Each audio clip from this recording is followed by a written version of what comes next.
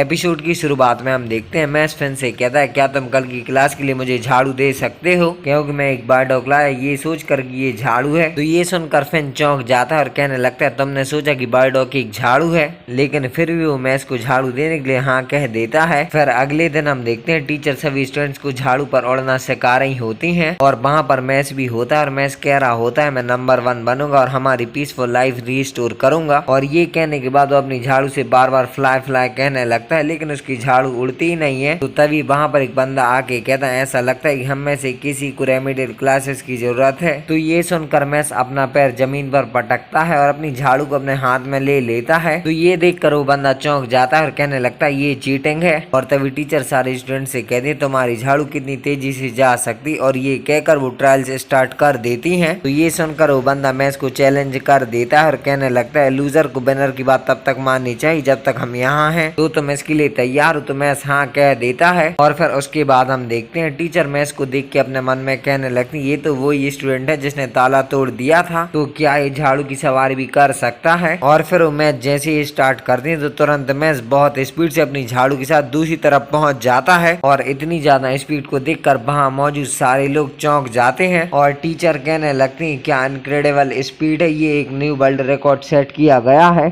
लेकिन फिन को पता चल जाता है कि मैथ्स ने क्या किया है और फिन कहने लगता है सबसे पहले मैथ्स ने उस झाड़ू को बहुत तेजी से फेंका और फिर मैथ्स बहुत तेज जंप करके उस झाड़ू के ऊपर चढ़ गया। और तभी वो बंदा मैथ्स के पास जाके कहने लगता है तुमने चीटिंग की, ऐसा हो ही नहीं सकता है। तो मैथ्स उससे कहने लगता है मुझे तुम्हारे लिए थोड़ा बुरा लग रहा है, कोई बात नहीं मैं शर्त भी छोड़ दूंगा। तो वो बंदा कुछ बोलने ही वाला होता है, लेकिन तभी उस बंदे का मुंह सिल जाता है और तभी वहाँ पर एक स्टूडेंट आ जाता है और उसी स्टूडेंट ने उस बंदे का मैजिक से मुंह सिला होता है और वो स्टूडेंट मैथ्स से उस बंदे के लिए सॉरी कहने लगता है और कहने लगता है ये यहाँ पर मेरा फ्रेंड है। और उस स्टूडेंट को मैथ्स से बात करता हुए देख बहुत से स्टूडेंट कहने लगते हैं अब वो पूरी तरह से टारगेट है और वो हाई स्कूल में पहला विक्टिम है। और फिर उसके बाद वो स्टूडेंट मैथ्स को अपना इंट्रोडक्शन देता है और अपना नाम लॉयड केवल बताता है और केवल मैथ्स से कहने लगता है क्या तुम मुझसे दोस्ती करना चाहोगे। तो मैथ्स उसे कुछ भी जवाब नहीं देता है और तभी वहाँ पर टीचर आके कहती तुम सब क्या कर रहे हो और हम क्लास के बीच में हैं। और केवल मैथ्स से कहने लगता है तुम थोड़े फनी हो, तुम्हें स्कूल के बाद फिर से यहाँ आना चाहिए, मैं इंतजार करूंगा। और ये कहकर केवल वहाँ से चला जाता है। और फिर उसके बाद हम देखते हैं केवल उस बंदे से कह रहा होता है तुम्हें क्यों जाना पड़ा और इस तरह हारना पड़ा और इसकी बजाय तुम्हारा मजाक उड़ाया गया। और ये कहने के बाद केवल उस बंदे को मारने लगता है और उस बंदे को कुछ देर मारने के बाद केवल कहने लगता है कम से कम मुझे एक अच्छा खिलौना तो मिला। और फिर उसके बाद हम देखते हैं मैथ्स फैन से कह रहा होता है वो आदमी कौन था। तो फैन बताता है केवल मेरी तरह मिडिल स्कूल डिवीजन का एक स्टूडेंट है। तो मैथ्स कहता है तो सब उससे क्यों डरते हैं। तो फैन बताता है क्योंकि वो मैजिक के ब्यूरो में एक हाई रैंकिंग मेंबर का बेटा है और सीधे शब्दों में कहें तो अगर तुम उसके खिलाफ खड़े होते हो तो तुम्हें निकाल दिया जाएगा। और ऐसा लगता है कि वाइस प्रिंसिपल का अपनी फैमिली के साथ घनिष्ठ संबंध है, तो अगर तुम उनकी बेड साइड में आ जाओगे तो वो तुम्हें अकेडमी से बाहर निकालने के लिए मजबूर कर देंगे। और एक कंटिन्यूइंग स्टूडेंट ग्रुप में मैंने देखा है कि ये मिडिल स्कूल के बाद से कई बार हुआ है और कुछ के लिए तो ड्रॉप आउट करने के बाद ही टॉर्मेंट खत्म नहीं होता, इसीलिए सभी उसकी बात मानते हैं क्योंकि वे डरे हुए हैं। और फिर उसके बाद हम देखते हैं मैथ्स कुछ क्रीम पफ्स बना लेता है और वो उनमें से एक क्रीम पफ टेस्ट करने लगता है और वो कहने लगता है काश पॉप्स भी क्रीम पफ से टेस्ट कर पाते। और ये कहने के बाद उसे ब्रेड की कई बातें याद आने लगती हैं। तो मैथ्स कहने लगता है मुझे इस अकेडमी में टॉप स्टूडेंट बनना है चाहे कुछ भी हो, और मुझे ऐसा लग रहा है कि जैसे मैं कुछ भूल रहा हूँ। और फिर उसके बाद हम देखते हैं केवल और उसके 2 चमचे ग्राउंड में मैथ्स का इंतजार कर रहे होते हैं, लेकिन मैथ्स वहाँ पर आता ही नहीं और ये देखकर वो तीनों शौक में होते हैं। और फिर अगले दिन हम देखते हैं मैथ्स बैग में से अपनी बुक निकाल के देखते हैं तो उसकी बुक फटी होती है और तभी केवल आकर मैथ्स से कहता है तुम कल दिखाई नहीं दिए, तुम क्या कर रहे थे। तो मैथ्स उससे कहता है मुझे माफ करना मैं कुछ क्रीम पफ्स बना रहा था। तो केवल मैथ्स से कहता है मैंने सुना है कि तुम डिवाइन विजनरी बनना चाहते हो और मैं वाइस प्रिंसिपल का अच्छा दोस्त हूँ, इसीलिए मेरे कुछ कनेक्शंस हैं, तो अगर तुम वो करते हो जो मैं तुमसे कहता हूँ तो मैं उनसे तुम्हारे लिए एक अच्छी बात कह सकता हूँ। तो ये सुनकर मैथ्स हाँ कह देता है। और फिर उसके बाद हम देखते हैं केवल मैथ्स को अपना बहुत सा सामान पकड़ा देता है और उसके बाद वो मैथ्स अपने जूते साफ करवाने लगता है। और फिर उसके बाद हम देखते हैं मैथ्स अपने बैग में से एक बुक निकाल के देखता है तो उसकी एक और बुक फटी होती है। तो ये देखकर मैथ्स फैन से कहता है क्या तुम मुझे अपनी टेक्स्ट बुक दिखा सकते हो। तो फैन कह देता है सॉरी किसी और से पूछ लो। तो मैथ्स उसे थैंक्स कहता है। तो फैन कहता है मैंने कहा नहीं। तो मैथ्स उससे कहता है तुम रियल लाइफ सेवर हो और कल झाड़ू देने के लिए थैंक्स। और मैथ्स क्रीम पफ्स का पैकेट निकाल करके कहता है ये क्रीम पफ्स मेरा हमेशा धन्यवाद है। और फिर उसके बाद हम देखते हैं मैस केवल से कह रहा होता है, वाह तुम सच में एक ग्रेट गाय हो और मैं पूरी तरह से तुम्हारे कर्ज में हूँ। तो केवल जमीन पर पानी गिरा देता है और कहने लगता है, सॉरी मैंने कुछ गिराया तो इसे साफ करो। और थोड़ी देर बाद हम देखते हैं केवल अपने दोनों चमचों के साथ वहाँ से जा रहा होता है और मैस उस पानी को साफ कर रहा होता है। और थोड़ी देर बाद वो फर्श चमकने लगता है। तो मैस जैसे ही खड़ा होता है उसके कोट में से एक बुक गिर जाती है। और फिर उसके बाद हम देखते हैं केवल फिन से कह रहा होता है, मैं बुक से बोर हो रहा हूँ तो नेक्स्ट मैं चाहता हूँ कि तुम उसके कपड़े जला दो। तो फिन कहता है, मैं ये और नहीं कर सकता हूँ। तो ये सुनकर केवल कहने लगता है, क्या कहा तुमने? मैंने सुना नहीं, फिर से कहो। तो फिन फिर से कहता है, मैं और नहीं कर सकता। तो ये सुनकर केवल फिन को रस्सी टाइप मैजिक से पकड़ लेता है और कहने लगता है, तुमने एक गलती कर दी। और फिर उसके बाद हम देखते हैं मैस फिन को ढूंढ रहा होता है क्योंकि मैस ने फिन की टेक्स्ट बुक धोखे से उठा ली थी। और मैस थोड़ा सा आगे जाके देखता है तो फिन के मुंह से खून निकल रहा होता है और उसके चेहरे पर चोट के निशान होते हैं। तो ये देखकर मैस फिन के पास जाता है और कहता है, क्या तुम ठीक हो? तो फिन हाँ कहता है। तो मैस कहता है, लेकिन तुम्हारा तो खून बह रहा है। तो फिन कहता है, जिसने तुम्हारी बुक्स को फाड़ा वो मैं ही था, मुझे ऑर्डर दिया गया था, लेकिन फिर भी तुम कहते रहे कि मैं एक ग्रेट गाय हूँ और तुमने मुझे अपना दोस्त कहा, लेकिन मैंने तुम्हारे साथ भयानक काम किया तो मुझे तुमसे माफी मांगनी। और वो मैस को सॉरी कहने लगता है और तभी केवल कहने लगता है, काश तुमने ईमानदारी से मुझसे इस तरह माफी मांगी होती। तो ये सब सुन के मैस का दिमाग खराब हो जाता है और मैस केवल के पास जाकर उसके बाल पकड़ लेता है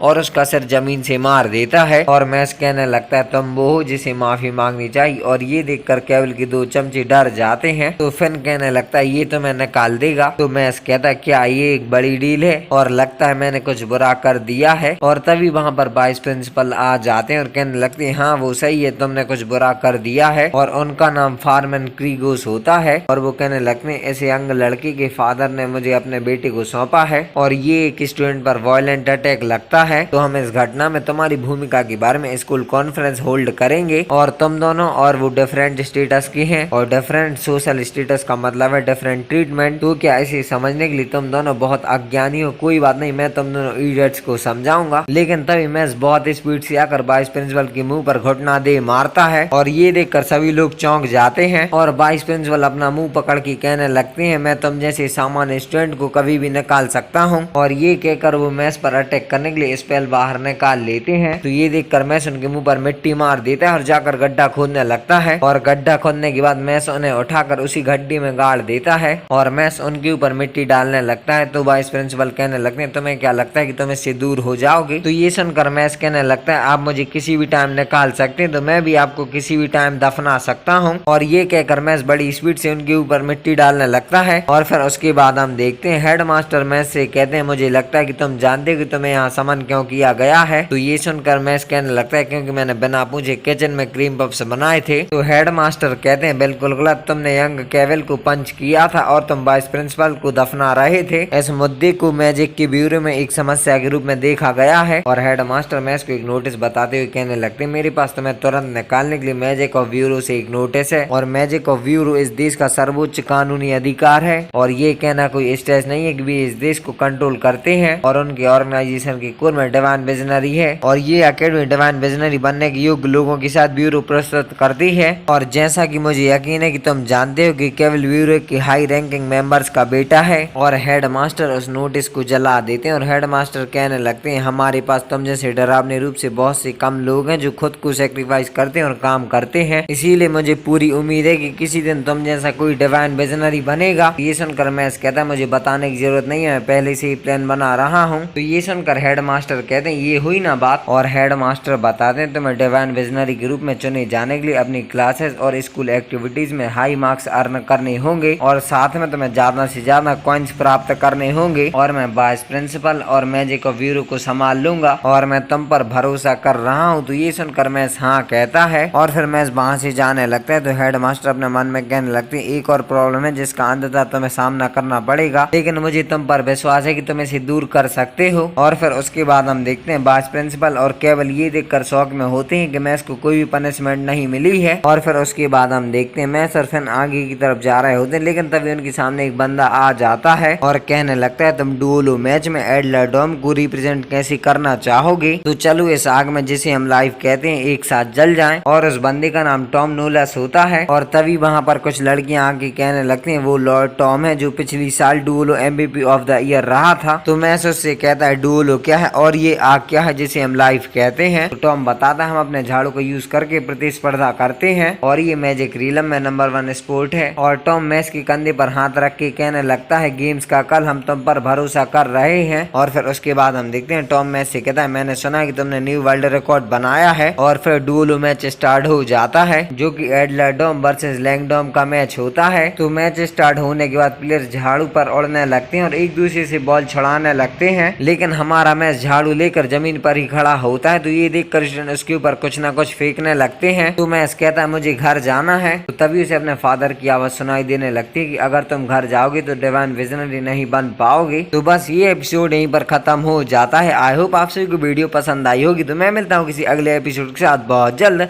तब तक के लिए बाय बाय।